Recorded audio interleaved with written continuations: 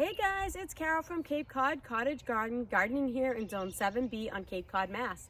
And today is April 9th, and I'm a little late, but I'm going to be pruning 3 different types of roses today. I'm going to be doing my knockout roses along my fence line. There's 3 knockout roses in the back perennial border that need desperate help.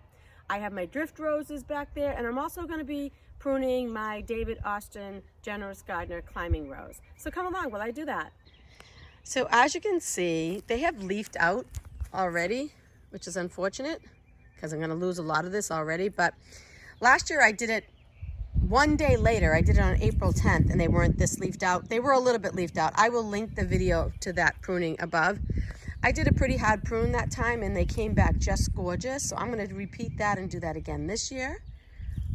Look at my grape hyacinths. So just a little before picture. It's kind of hard. I'm going to do it like this so you can see how much it's really like above the fence.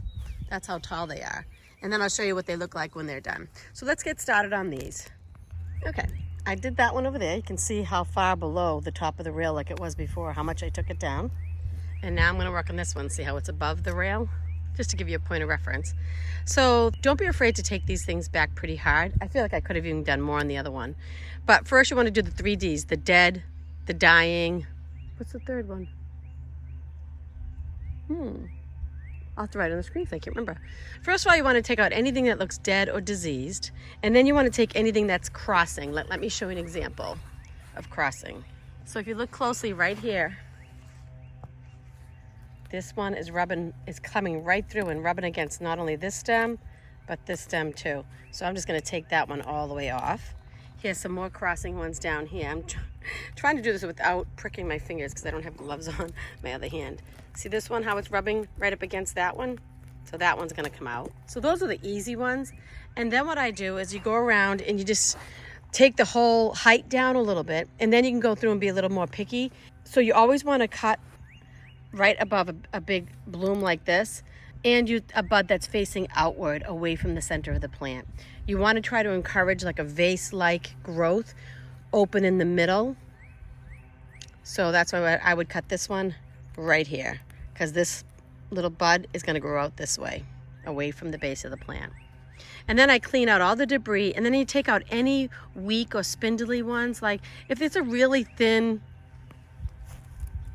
one like this right here, which I can't even get apart because it's all tangled, like this one right here, it's very thin. It's less than a pencil. See it? So that won't even support a rose. If it does bloom a rose, it's just going to flop down. So you want to get rid of all those too. So let's go at this one.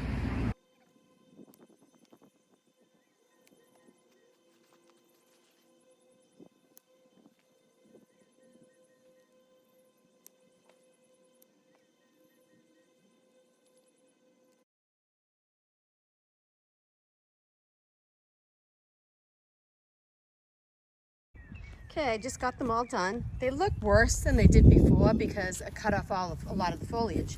But see how much lower they are? They're no longer at the top of the rail. So I did take them down quite a bit. Oops.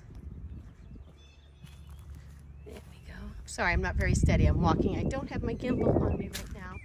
And there's the last one. So now all I'm going to do is give them a little rose tone. Last year I waited till the first flush of flowers before I gave the rose tone. And my roses last year were stunning. So I'm gonna do a little experiment and see if giving them the little rose tone now makes any difference. So I'm just gonna do that. I don't know if you can see, but the bees are all over my grape hyacinth. They're looking for some early food, and this is the perfect source. There's one there, and there's one there. Yay.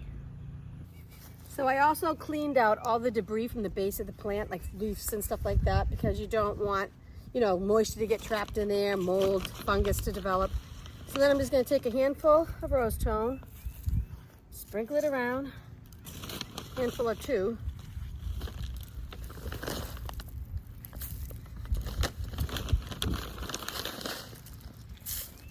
And then just scratch it in a little bit.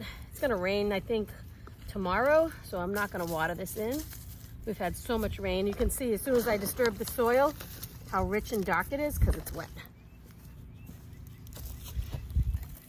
So that's it. You pretty much treat every single rose the same way. Now let's move on to the back. Okay, now moved on to my David Austin Generous Gardener climbing rose. I planted this last year. I've never had a climbing rose, so I'm a little nervous about pruning it. I'm not going to prune it back too hard